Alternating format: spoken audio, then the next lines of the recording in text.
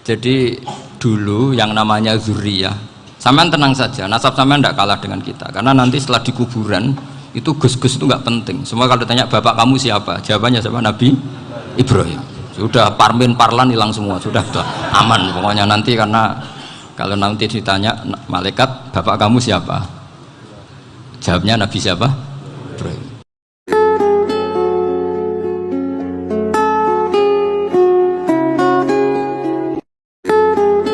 Tapi keinginan saya tentu bukan sekedar silaturahim gagah-gagahan diceluk Gus. Celuk Gus repot. Nak ora alim ra pantes. Nak beling ra pantes.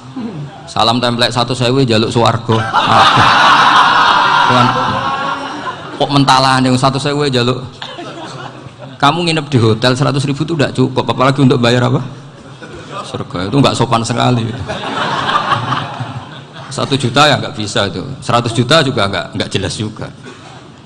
Terus sampai mendingan nggak usah salam template, malah nggak mungkin masuk surga kalau.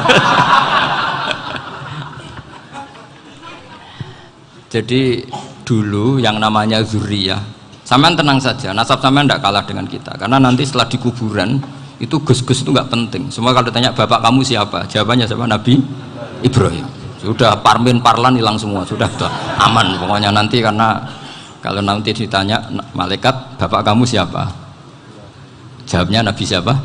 Ibrahim. Makanya saya itu pemuja Allah yang serius. Sampean ya pemuja Allah, tapi kan kadang kurang alim. Saya ini pemuja Allah serius. Saya itu kalau ngaji, ya ngaji biasa belajar, itu sering nangis, nangis seneng. Misalnya saya baca tadi Miftahul Jannah la ilaha illallah, luang kunci kok dikasihkan. Kita ini masuk neraka gak pantas, enggak bawa kuncinya kok masuk gitu. Harusnya kita ini masuk surga, kita kan pegang kunci surga, gak pegang kunci neraka. Maka aneh kalau kamu masuk neraka, itu aneh. Coba kita pegang kunci surga apa kunci neraka? Tapi kadang teman saya suka neraka rano kunci ini. Karena tidak ada pintunya. Terus saya bilang, kamu kok tahu? Memangnya mau ke sana, kata saya. Saya tidak punya rencana tahu neraka. Karena nanti diantara syafaatnya Quran itu orang kalau mau masuk neraka tidak jadi, ya nggak apa-apa ya, diatur sendiri. Jadi diantara syafaatnya Quran itu orang nggak jadi masuk neraka. Jadi syafaat itu ada 2, dari neraka diangkat ke surga, dan itu bisa lama itu. Tapi kalau syafaatnya Quran itu yang belum masuk neraka supaya nggak jadi masuk neraka. Karena neraka juga punya aturan, dia juga kena aturan fikih. Jadi, loh betul ini, saya ada guyon. Jadi kena konstitusi apa? Fikih. Sama tak ceritani syafaatnya Quran itu, ada orang itu beling itu fasik. Itu dia hafal surat Tabarok, hafal betul. Tabarakalladzi biyadihil mulku wa huwa ala kulli syai'in qadir alladzi khalaqal mauta wal hayata. Pertanyaannya gini, boleh enggak orang menginjek surat Baqarah? Boleh enggak? Enggak. Padahal orang hafal Quran itu artinya ayat itu ada di hatinya. Fa inna wa ta'ala la yu'adzibu qalban wa al-Qur'ana. Allah tidak akan menyiksa hati yang menyimpan Quran, yang jadi flash disknya Quran, yang jadi rekaman Quran. Singkat cerita orang ini hafal. Pas ketemu Mungkar Nakir prosedur kan, ini orang fasik mau diantemin sama Mungkar Nakir. Prosedur ya, dia kan prosedur standar. Si surat Tabarok akhirnya menjelma jadi seseorang yang gagah berani. Kamu nggak boleh nyiksa orang ini, saya ini kalamullah. Kalau kamu nyiksa dia berarti nyiksa saya. Kamu berani sama kalamullah? Wah ya tidak berani, jadi karena tapi orang itu nakal, harus saya gebukin. Tapi kata Quran tadi, tapi saya di situ pasti kena saya. Oh debat, nggak ada lajnahnya, ini nggak ikut. Kalau Gus Wirjon ikut jadi lajnah. Kalau jadi lajnah pasti kroninan, kalau santrinya dimenangkan nanti. Akhirnya debat. Ya sudah, kita ketemu Allah. Akhirnya Mungkar Nakir sama Quran tadi surat Tabarok datang sowan sama Allah. Terus kata Allah, memangnya kenapa Mungkar Nakir? Saya harus nyiksa dia karena dia fasik ya Allah. Memangnya kenapa surat Tabarok? Saya ada di situ. Menurut aturan orang tuh nggak boleh injak-injak Quran. Kalau dia nutuk saya, nutuk Quran, itu harus dikasih tahu fikihnya Mungkar Nakir. Akhirnya Allah ngendikan gini ke surat Tabarok, ya sudah terserah kamu. Kalau terserah kula Gusti, Mungkar Nakir nggak boleh nyentuh orang ini. Ya sudah selamat. Sehingga terus Nah, itu sama baca di termasuk mujizatnya surat Tabarok di tafsir Ibnu Katsir banyak. Karena tadi logikanya malaikat itu juga kena aturan fikih. Sehingga banyak ulama termasuk Said Muhammad ngendikan pertanyaan mungkar nakir itu tidak semua orang kena. Kalau semua orang kena nanti kalau tanya Nabi Muhammad, waman nabiyuka? Kacau kan jamnya. Nabi kamu siapa? Lu saya ini nabi. Ya kan? Lah nanti kalau pas ketemu Nabi Ibrahim, waman abuka? Jadi repot kan? Makanya ada kiai yang guyon kalau ditanya, merebuka, saya ini guru tauhid sembrono. Saya ini ngajar Ummul Barohin, kamu tanya merebuka. Masyhur itu keramatnya Imam Malik itu. Ada Ashabu Malik, rajulun min ashabi Malik, beliau ditanya mungkar nakir merebuka menabiuka. Imam Malik datang, ini seumur-umurnya itu ngajar tauhid. Kok kamu bedai enggak sopan kamu? Dan kita berharap barokah sampean ngaji nanti itu. Yes. Malaikat itu anak sungkane gitu. Jadi itu ada. Dan saya meskipun guyon itu serius. Bedanya orang alim sama ndak itu di situ. Kalau orang alim itu guyon itu masih bener, masih serius. Coba saya bacakan ayatnya. Ala inna auliya Allahi la khaufun alaihim wa lahum yahzanun. Terus lahumul busyra fil hayatid dunya fil akhirah. Artinya kalau mungkar nangkir dengan penampilan garang gitu, berarti ada ketakutan apa enggak? Ada, padahal ciri utama walinya Allah tidak ada ketakutan. Makanya itu termasuk dalilnya Sayyid Muhammad, tidak semua orang alami seperti itu karena wali-wali itu la khaufun alaihim wa lahum yahzanun. Wah anak kiai ketemu karena kerja wedi tidur wedek. Iku dreseke ora kok pertanyaan tok, nek konan santri piye? Lho isen wis kiai dihanjuti mau karena ker. Malu gak kira-kira? Mesti plengane konan santri piye? Nak jawabannya gampang karena pernah ngajar tauhid. Makanya Sayyidina Ali ini cerita ini ada di kitab Nurul Dholam. Sama lihat di kitab Nurul Dholam karangannya Syekh Nawawi Banten. Itu Sayyidina Ali itu ya, andekan orang biasa mungkin ya agak-agak hasut, tapi ini wali gak boleh kamu katakan hasut. Dia itu mangkal sama Umar. Orang kok setiap orang pernah dibentak. Apa dia berani bentak mungkar nakir? Penasaran dia. Bagaimana kerengnya Umar itu berlanjut enggak gitu kira-kira. Akhirnya minta, ya Allah saya minta kasyaf.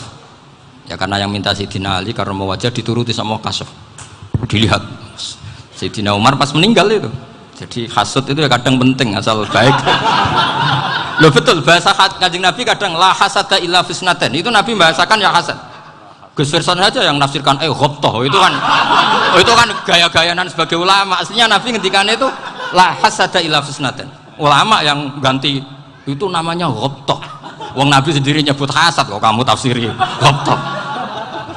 Ya hasad ya hasad. Udah nggak usah ditawil-tawil pokoknya gitu. Kalau sama nggak percaya nggak apa-apa. Kok gitu aja kok repot. Karena sama nggak percaya kemungkinannya dua. Satu nggak ngerti. Dua sama-sama alim kan dari awal kalau sama-sama alim kan laisa li alimin ayuqallida aliman akhor. Kita nggak perlu saling mengikuti. Ngapain hasud? Biasa aja. Akhirnya Sayyidina Ali kasih. Pas Umar bangun, setelah mati kan bangun, setelah meninggal bangun. Mungkar nakir datang dengan perang yang sangat garang. Itu digambarkan Sayyidina Ali matanya itu kal kidril ghali. Kayak apa? Kendil yang apa? Menganga. Wah seru. Sayyidina Ali senang, paling takut ini Umar. Senangnya bukan main. Wah ini mesti takut Umar. Biasa.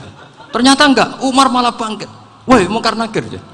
Kamu tahu menghadapi siapa? Itu betul ya? Kamu itu menghadapi temannya ahabbal khalqi ilallah. Yang diandalkan temannya bukan dia. Kamu tahu yang kamu hadapi, saya ini teman kekasihnya Allah. Jadi boleh kamu mengandalkan Mbak Firjon. Tapi nanti resikonya mungkar nakir tanya, itu Firjon siapa? Wah itu masalah kan. Makanya syaratnya wali itu harus ma'rufun fis sama. Di langit sudah populer. Makanya dulu ada orang yang saking seninya Abdul Qadir ditanya apa saja jamnya Abdul Qadir Al-Jilani itu aman karena beliau populer. Makanya program kita harus populer dulu di langit. Nah, itu nanti kalau dicatut oleh santri-santri nggak apa-apa. Kalau nggak populer nanti dicatat, itu siapa? salah. Umar itu yang dibanggakan itu, kamu tahu saya siapa? Ya enggak tahu, saya ini temannya kekasihnya Allah. Temannya Muhammad, iya Muhammad Rasul. Wah mikir, waduh, repot. Loh di dunia aja gitu kan, temannya presiden, temannya panglima, apalagi ini temannya Sayyidul Awalin wal Akhirin. Di dunia aja bilang temannya presiden, menteri, orang sudah takut, apalagi ini temannya Sayyidul Awalin. Hanya karena terus konfirmasi sama Allah, gimana ya Allah ini ngadepi. Sebetulnya yang diadalkan itu temannya, bukan dia. Wah, akhirnya sama Allah dibilang, ya bu, ya sama seorang seperti itu bu yang sopan. Terus semenjak itu Mungkar Nakir itu nggak selalu berpenampilan seperti itu, sangat. Jadi semoga itu konsisten sampai nanti. Jadi kamu kalau ingin nggak takut Mungkar Nakir, jadi wali dulu. Karena syaratnya tadi hanya wali sing la khaufun alaihim walahum yahzanun lahumul busyra fil hayatid dunya fil akhir. Jadi orang itu kalau ngaji itu harus khatam. Jangan semuanya kena pertanyaan. Nanti kalau semuanya kena pertanyaan nanti repot. Kalau Nabi Muhammad ditanya waman Nabi juga. Nabimu siapa? Lu kan terus jadi aneh. Jadi makanya ngendikane Sayyid Muhammad semua ulama lah, nggak ada am kecuali ditaksis. Kecuali sifatnya Allah, misalnya bikulli syai'in alim, ya benar-benar bikulli syai'in. Tapi kalau am semuanya pasti ada taksis, meskipun dalam muhawarah muhadasah biasa. Ya, misalnya contoh gampang, istri kamu baru seneng kamu, mas nak pengen popo itu lapor aku, gak popo mas, mesti aku seneng sama lapor. Iku dia aku pengen wayo, langsung jadi apa wae. Mesti apa wae, maksudnya kecuali itu. Gitu. Padahal kalau ngomong, mas sampean ingin apa saja tak dukung. Terus sampean bilang, pengen iku wayo. Kira-kira disetujui apa enggak? Sama seperti kita kalau punya teman akrab, wes nang omahku gak apa-apa, anggap ya omahmu dewe. Terus mlebu-mlebu kamar. Jadi tidak ada am kecuali ditaksis. Artinya kalau ada cerita bahwa orang mati pasti ngalami ditanya Mungkar Nakir, itu pasti ada am yang ditaksis. Itu pasti tidak dialami para anbiya, para ya, karena ciri utama wali itu la khaufun alaihim walahum yahzanun. Kemudian saya yang mau cerita ya, supaya sampean bisa menghadapi dunia global ini, tak bawa tafsir Munir termasuk tadi. Kenapa orang Islam, Rasulullah SAW itu lebih senang kalau yang menang itu orang Nasrani Romawi, ketimbang yang menang itu orang Faris, dalam hal ini ateis. Karena orang ateis itu lebih ngeri. Sebetulnya beberapa penemuan sains, terutama di ilmu medis, itu orang Amerika, kayak cloning. Tapi orang Amerika itu masih dilarang oleh gereja untuk mengaplikasi. Karena nanti bayi cloning itu dipakai suku cadang. Di Amerika masih ditentang oleh fatwa-fatwa agama, baik Islam maupun Kristen. Tapi di Cina itu dipraktekkan. Karena nggak ada halangan agama. Di Cina itu biasa ada kondom diolah lagi jadi alat-alat aksesoris. Di Amerika tidak ada karena masih ada agama, masih ada larangan. Sehingga orang Islam itu lebih takut kalau yang menang itu Persia, karena terus cara berpikir ternyata Tuhan itu tidak ada, langit nggak ada perannya. Jadi ketika yang menang Nasrani masih berpikir itu pertolongan Tuhan, meskipun mungkin cara mengatakan Tuhan beda dengan kita. Tapi ada satu kesamaan bahwa kekuatan samawi itu ada. Jadi disebut hulibatir rum fi adnal ardi wa hum min ba'di ghalabihim sahlibun. Di sini diterangkan oleh Syekh Nawawi supaya kamu tidak salah paham. Sebetulnya kamu katakan misalnya wah itu paham liberal, sebenarnya saya tidak tersiksa. Cuma takut yang mengatakan seperti itu cek goblokir atau ngaji gitu. Itu aja masalah saya. Ini saya baca ini karangannya Syekh Nawawi, karena tadi kata Mbah Firjon ngaji itu harus sama orang bersanad. Saya ini kalah sama beliau itu berkali-kali. Secara nasab saya harus manggil Mbah. Secara silsilah ilmu saya juga kalah lagi. Saya sering disewani sama cucu-cucu Syekhona Khalil. Kiai Siddiq itu termasuk murid dekat beliau, Syekhona Khalil. Kalau itu berarti kan Gus Firjon, Ahmad, terus Mbah Siddiq. Mbah Siddiq ngaji Syekhona Khalil. Syekhona Khalil itu pernah ngaji langsung sama Sayyid Zaini Tahlan. Berarti beliau dari Sayyid Zaini Tahlan itu baru generasi kelima. Sementara saya itu sudah ke-7 atau ke-6. Saya, Mbah Mun, Mbah Karim misalnya, Mbah Hashim, Mbah Mahfud Termas, Sayyid Abi Bakar Sato yang ngarangnya Anatul Thalibin, baru Sayyid Zaini Dahlan. Berarti saya ketujuh, kalah lagi. Tapi untuk jadi wali biasanya cepat saya. Karena syaratnya jadi mbah itu ngalah demi putu. Jadi kalau beliau ngotot, saya dulu Gusti, saya mbahnya. Wah itu mbah yang nggak baik. Pasti jatahnya dikasihkan apa? Cucunya dulu. Makanya Abdul Muthalib itu orang yang dapat wangsit, tapi yang jadi nabi itu cucunya. Jadi dalil saya banyak.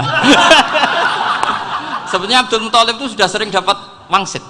Karena saya bahasakan wahyu, nabi yang protes, enggak nabi kok dapat wahyu. Tapi sebetulnya Abdul Muthalib itu masyhur. Kalimat-kalimatnya menunjukkan bahwa beliau itu sudah dapat wahyu kalau nanti cucunya itu jadi apa? Nabi. Makanya senangnya bukan main Abdul Muthalib sama Rasulullah. Putu seneng, mbah seneng putu. Jadi mungkin, jadi sampean enggak usah protes loh. Yang jadi wali kok cucunya. Dulu betul. Dulu Mbah Hamid Pasuruan itu kalau Mbah Ahmad Siddiq ke sana, Mbah Hamid Pasuruan kalau manggil Mbah Ahmad Siddiq itu paman. Tapi pamannya minta ijazah ke ponaan. Apa ya gara-gara itu memang. Kalau itu masih berlaku, apa? Ngalah tadi. Kayaknya masih apa? Hawane masih. Hawane masih. Karena melihat tren-tren langit masih gitu kayaknya masih. Masih itu. Ya, tapi mbahnya tetap dapat jatah, tenang saja nanti. Tapi memang sebaiknya mbah itu legowo. Rasulullah Muhammad SAW itu terkenal min dzurriyyati Ibrahim. Tapi kata Rasulullah, ana dakwatu Ibrahim wa bisyaratu Isa. Aku nganti ngene iki barokah dongane Nabi siapa? Ibrahim. Jadi dongane Nabi Ibrahim nggih tiba teng putu. Jadi banyak bukti bahwa jatuhnya ke putu gitu. Tadi saya di kamar sama beliau berduaan. Nih Mbah sing dadi wali dhisik ndi? Aku wae Mbah. Cocokan tadi. Nah, kenapa saya akhir-akhir ini gulirkan daftar wali? Kenapa? Saya ini resah ya, orang sudah ingin dicintai pejabat, dicintai tetangga, dicintai teman. Tapi kadang-kadang orang lupa lagi dicintai Allah. Makanya saya meskipun guyon, tapi ini amdan, bukan sahwan. Supaya orang punya cita-cita lagi jadi wali, ingin dicintai Allah.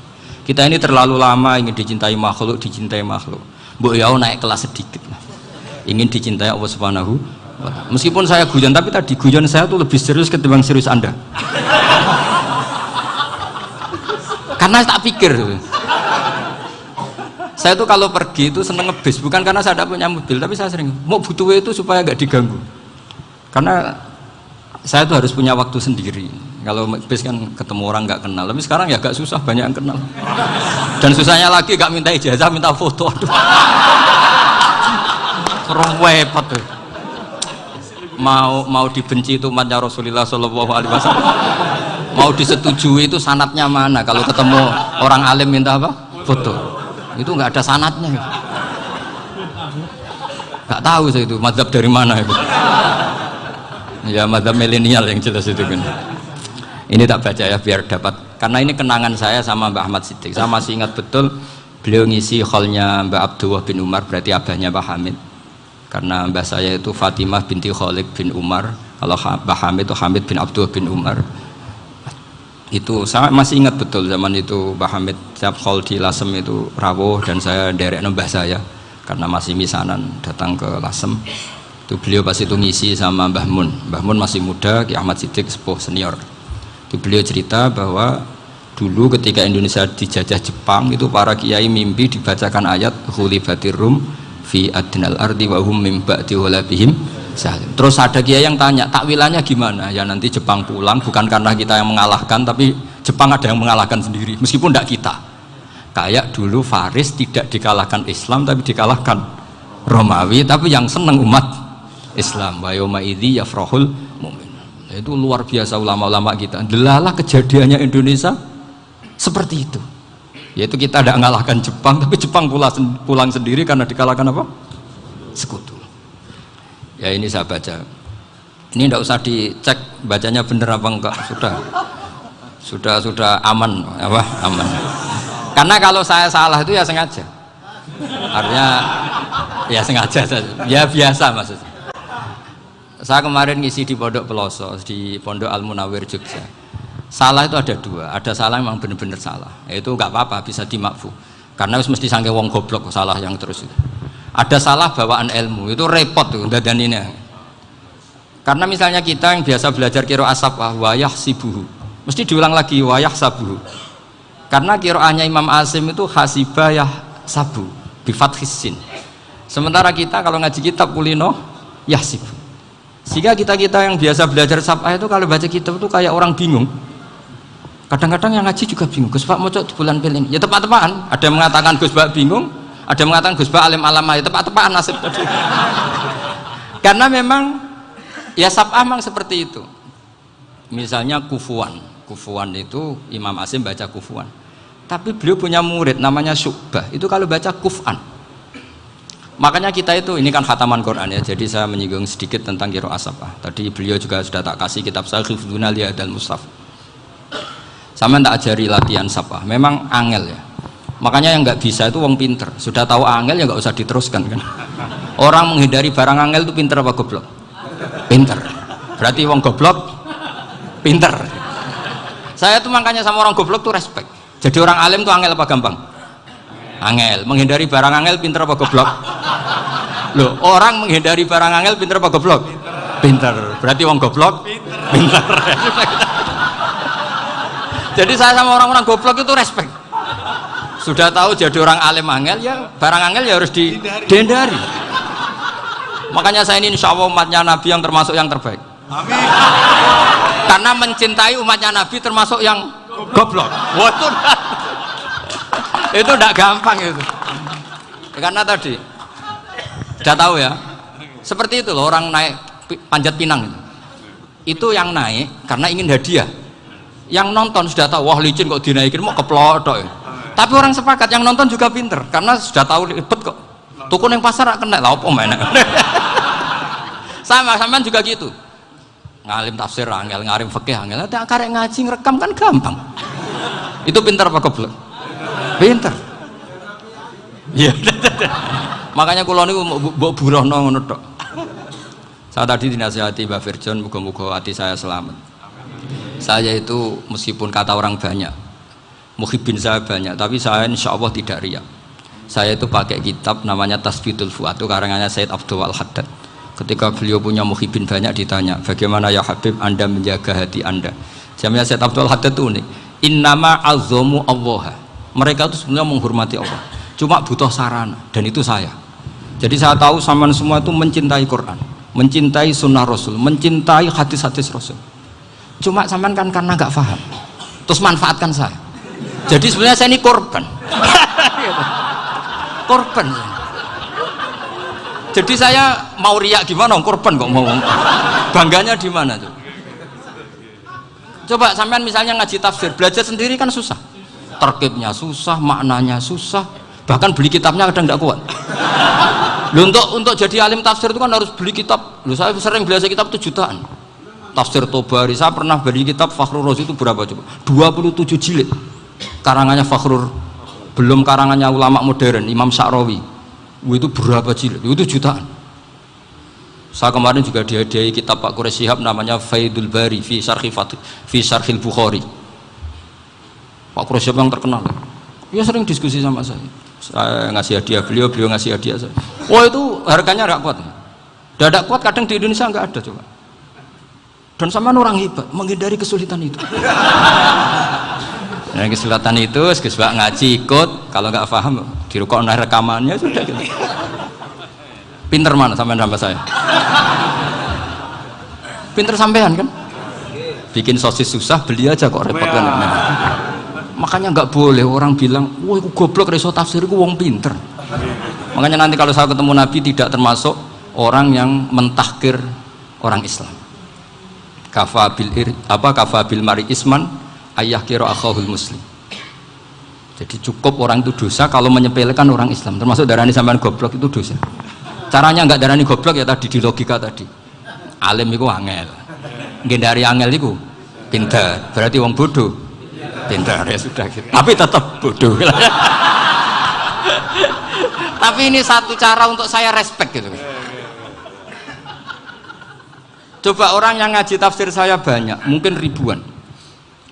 Itu sebetulnya mencintai Quran. Karena Quran adalah kitab suci yang panduannya umat Islam. Sangat mencintai Quran. Terus kemudian mereka nggak paham. Terus mencari orang yang memahamkan. Burono lah cara Jawane. Terus keren saya itu di mana coba? Lah terus mereka kurang ajarnya gini, kalau paham itu ya alhamdulillah paham. Kowe nak ngaji Gus Bae ngono tok. Tapi nek ora paham, ora nyalano akale. Mari Gus Bae nerangno cepet, mulane gak paham. Ora kok nyalano teke sing lelet. Maksud kan Masya Allah, naudzubillah dengan itu. Sebetulnya tingkat kurang ajarnya tinggi Gus sebenarnya. Jadi kalau nggak paham itu kadang nggak nyalahno uteke. Kayak mau misalnya, mau mari mikir aja jelas. Padahal misalnya jelas orang mesti paham berdua. Paham ya? Jadi kata Sayyid Abdul Haddad, innama azzamu Allah. Sebenarnya mereka itu sangat menghormati Allah. Makanya kita nggak perlu mengatakan wasilah itu kafir, nggak akan. Karena orang tawasul sama Rasulullah itu ingin dapat ridhonya Allah lewat orang yang dicintai Allah. Kita mencintai wali sebenarnya, wah itu kekasih Allah. Kita mencintai itu karena mencintai Allah. Sama seperti gini, kamu mencintai kangkung apa enggak? Sebenarnya sama sekali enggak. Tapi kamu ingin sehat, ada asupan gizi. Kamu ingin tubuh kamu sehat, butuh asupan gizi. Kemudian kamu makan kangkung. Apa terus kamu cinta kangkung? Kan enggak. Cinta kesehatan kamu sama. Orang yang mencintai saya sebenarnya ingin kepuasan rohani. Saya kan termasuk kiai yang torekonya gampang. Ini swarga, kan akhirnya penggemarnya banyak. Coba kalau kamu ini neraka. Jadi sebetulnya Anda mencintai kepuasan Anda sendiri. Nah, saya ini korban. Makanya untuk masuk surga cepat saya. Korban itu cepat. Da'watul mazlum la turaddu kan gitu. Laisa bainahu wa bainallah hijab. Jadi saya kalau dongo langsung seret langit. Karena mazlum. Saya sinau tafsir itu Pak, sampean bayangkan ada tafsir itu sudah 27 jilid. Sekarang Fakhrul Razi itu bulatnya bukan main. Karena dia ahli filsafat. Bulatnya Masya Allah. Sudah gitu sinau Jalalain kadang dikomen oleh Sawi.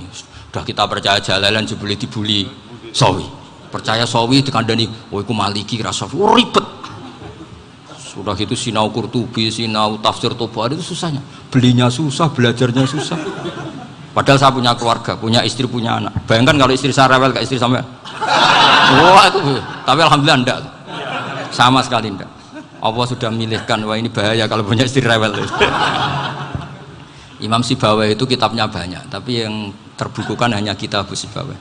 Karena beliau kalau sudah belajar lupa istri. Hanya pas beliau di pasar, kitabnya dibakar semua sama istrinya. Karena dianggap saingannya. Ternyata yang dicerai tidak kitabnya, malah istrinya. Itu Imam siapa? Sibawai. Tapi alhamdulillah kitab saya nggak terbakar, aman. Saya teruskan ya. Jadi untuk menjaga riya dilatih innama azzamu Allah. Sebenarnya mereka itu menghormati Allah. Sehingga wasail-wasail itu sebenarnya nggak pernah jadi subjek pelaku utama, enggak. Tetap Allah. Sebab itu kata Sayyid Muhammad, kamu kok mengatakan wasilah itu kafir itu gimana? Ketika innallaha qad ba'atsa lakum taluta malika. Talut itu ya manusia. PD-nya itu apa? Inna ayata mulkihi ayyatiyakumut tabut fihi sakinatum mir rabbikum wa baqiyatum mimma taraka alu Musa wa alu Haruna tahmiluhul malaika. Jadi beliau PD itu kalau bawa sunduk semacam peti sakti, sing di situ ada baqiyatum mimma taraka alu Musa wa alu Haruna tahmiluhul malaika.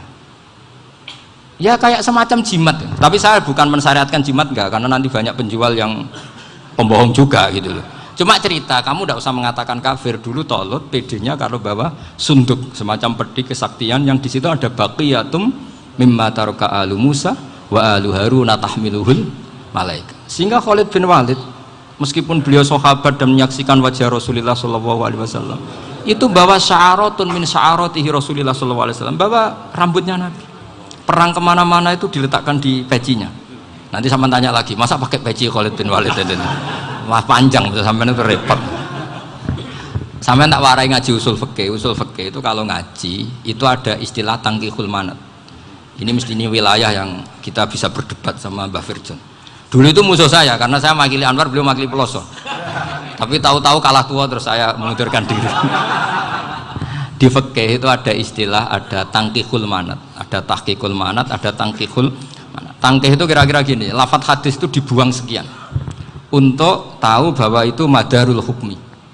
Misalnya gini, tak beri contoh paling gampang. Sama harus paham, kalau nggak paham nggak pinter-pinter. Ja'a a'rabiyun ila Rasulillah sallallahu alaihi wasallam. Ya karena ini menghormati Mbah Ahmad Siddiq, saya orang alim, jadi ngaji ini tetap ada suasana alim.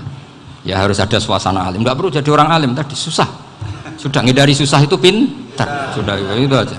Jadi orang alim susah, ngindari barang susah pintar. Berarti orang tidak alim pintar.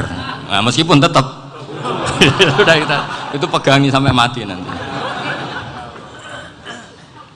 Loh, jadi orang alim itu repot. Itu kata Imam Ghazali, kalau orang alim kalau mau masuk surga itu sama Allah nggak boleh. Kif, kamu nggak boleh langsung masuk surga. Coba cari umat kamu, syafaati dulu. Nah, saya takut nyari sampean nggak bisa kembali. Saya tidak punya rencana itu. Pokoknya mau masuk. Golek sampean kuaduan balik raroh dewe, wah repot nanti saya. Berat jadi orang alim itu berat. Ya saya teruskan ya.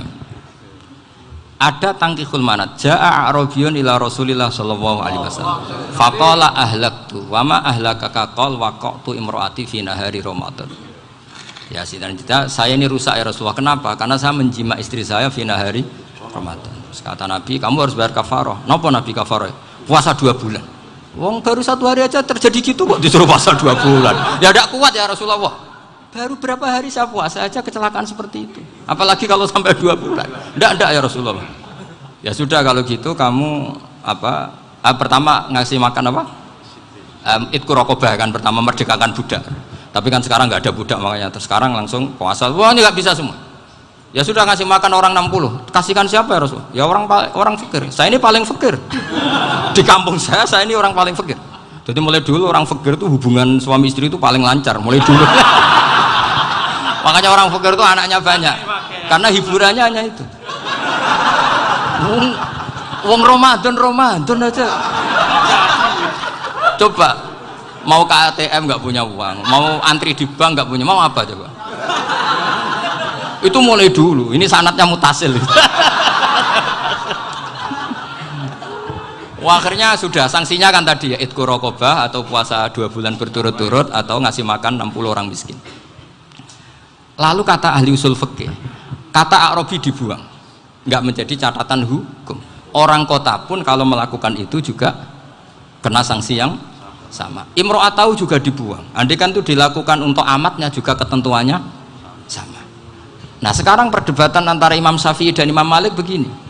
Sekarang pertanyaan gini, jima istri itu hukumnya boleh apa haram? Boleh kan? Lalu kalau ada orang tanpa udzur kemudian makan siang-siang, cara Imam Malik hukumnya sama, harus kena sanksi yang sama. Karena sama-sama hadku hurmati Ramadan bi ghairi uzrin syar'iyyin. Sama-sama merusak hukum Ramadan tanpa udzur syar'. Lo jima itu tidak zina.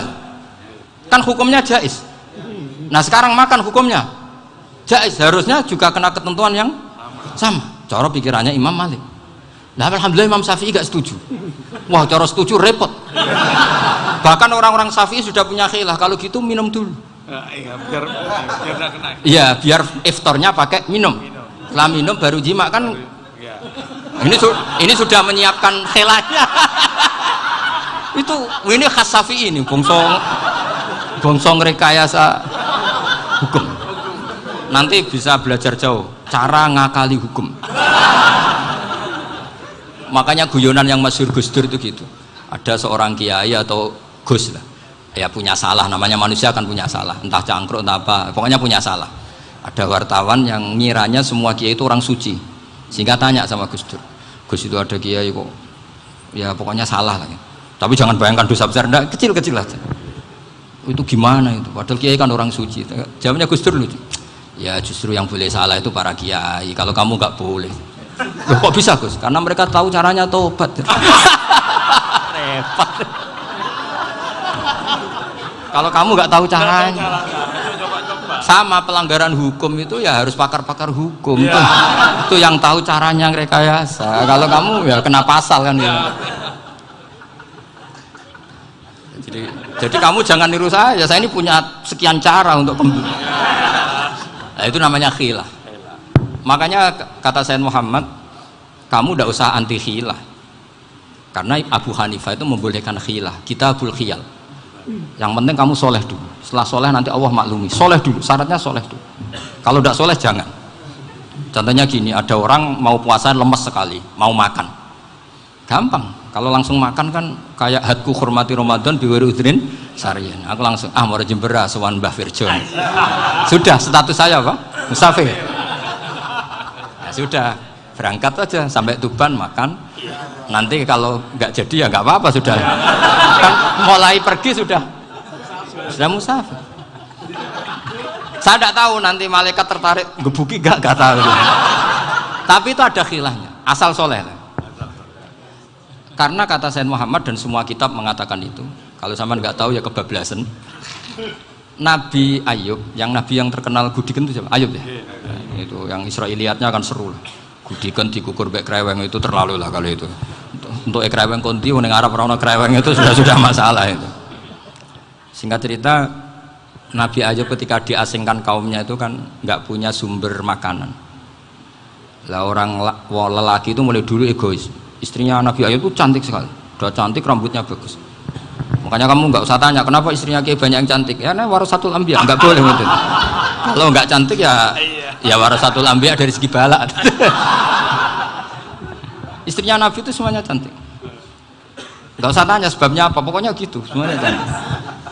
Singkat cerita, beberapa kali istrinya Nabi Ayub itu kerja demi bisa nafkahi Nabi siapa? Suatu saat itu tidak ada pekerjaan yang cukup untuk beli roti. Satu-satunya peluang dapat rezeki itu putrinya raja itu rambutnya berondoli. Terus ada sayembara siapa yang rambutnya bagus mau dibeli. Sampai rambutnya istrinya Nabi Ayub itu dijual. Nabi Ayub tersinggung karena itu mengurangi kecantikan. Jadi lelaki mulai dulu gitu. Udah nggak urun kalau istrinya nggak cantik itu komplain. Itu khasnya lelaki. Jadi kalau kamu gitu ada sanatnya juga, tenang saja ya. Komplain ya pegawaian itu. Saking mangkelnya Nabi Ayub terus ngendikan la adriban naki mi'ata sautin. Kamu akan saya pukuli dengan mi'ata sautin atau dengan 100 cambukan.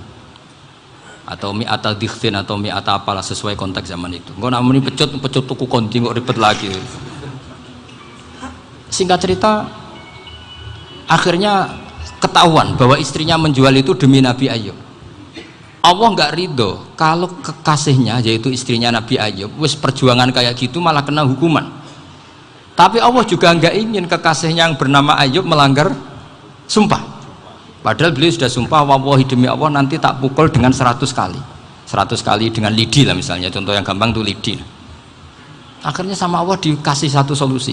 Wa khud biyadika dikhtan fadrib bihi wala tahnas. Ya sudah, lidi itu ikat jumlahnya 100. Terus pukul sekali saja. Anggap saja sudah 100. Iku pangeran sing wari ngakali ngono iku pangeran. Tapi syaratnya soleh. Syaratnya soleh.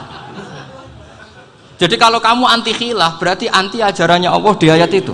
Wa khud biyadika dikhtan fadrib bihi wala tahnas. Itu dulu ada, ini cerita di Ithaf, ini cerita terakhir, ini sudah, sama jangan nama sudah. Terus pengumuman tadi, yang nggak pernah sepuh ngutang saya itu haram tadi. Karena tadi saya punya kewajiban di rumah yang bisa menggugurkan ya kewajiban yang lebih besar. Lebih besar itu ya tadi, bisa pernah guru, pernah sepuh, yang jelas gak umur. Umur sampean menang kabeh itu, tua-tua serepet itu. Ada raja itu ganteng kaya, senengannya nikah perawan cantik. Oh, itu semua kampung mesti kenal. Mungkin digilir atau gimana pokoknya. Suatu saat ada pemuda suka sama perempuan yang di kampungnya, cantik sekali. Kemudian pemuda ini ternyata pekerja di kerajaan itu. Tiap hari ditanya, wah itu yang di kampung yang cantik siapa? Mau saya nikahin gini. Wah bahaya ini saingannya raja. Jadi yang dibidik pemuda tadi itu saingannya. Si raja ini orang yang namanya raja kan gengsinya tinggi. Kaifatang kihuha wa qad ra'aitu qad qabbalaha rajulun. Kok mbok nikah piye? Saya tuh pernah melihat dicium lelaki.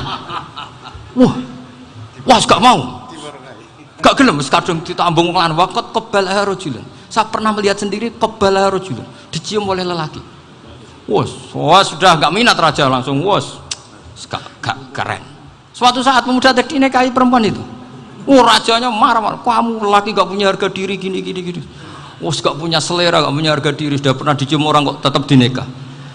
Bilang ke raja, ta'rif manir rajul, lelaki itu siapa? Abuha. Kamu tahu lelaki itu siapa? Sopo? Abuha. Bapaknya. Saya kan hanya bilang rajulun. Pernah dicium lelaki. Lah pikirannya raja itu lelaki kue-kue ngene iki. Tapi butuhnya canom mau rojo ben gak sido itu aja tuhnya. Baru kayak digulirkan gitu, wakot kebalah rojulun. Wah nggak mau. Setelah itu satu saat pegawainya tadi nikahi perempuan. Kamu nggak punya harga diri gini. Kamu tahu mandir rojul apa abu? Wah nak ngono aku gak poho. Lah monggo sakniki wis bojo kula. Ora trimo wis diambung wis macam-macam. Lah itu namanya khilah. Apa? Khilah. Kalau di Balaghah disebut tauriyah atau apalah. Tapi saya tidak ngajari sampean seperti itu. Sudah pinter sebelum saya ajarin. Bangsa ngakali kan sudah pinter. Ya ini terakhir tak baca Arabnya saja nanti. Bismillahirrahmanirrahim. Biar dapat barokahnya Syekh Nawawi juga barokahnya guru-guru. Bismillahirrahmanirrahim. Wasababu nuzuli hadil ayati annahu kana baina farisa war rumi qitalun wa kanal musyrikuna yawadduna antaghliba farisu ar-ruma li anna farisa kanu majusiyan ummiyin wal muslimuna yawadduna ghalabatar rum ala faris liqaunihim ahla kitabin. Jadi zaman dulu orang Islam lebih senang kalau yang menang itu orang Nasrani. Kalau bandingannya ateis, karena bagaimanapun percaya kekuatan langit. Sementara orang ateis sama sekali tidak percaya kekuatan. Apapun bedanya kita dengan Nasrani itu ada kesamaan, yaitu percaya adanya kekuatan langit. Sehingga ketika orang Romawi kalah itu orang Islam ikut susah. Paham ya? Makanya ini tak baca biar sampean nggak macam-macam pikirannya. Fab'atha Kisra saat terusnya, ya pokoknya seperti itu. Akhirnya Rasulullah SAW berdoa lebih seneng yang menang itu Rom karena ahli kitab.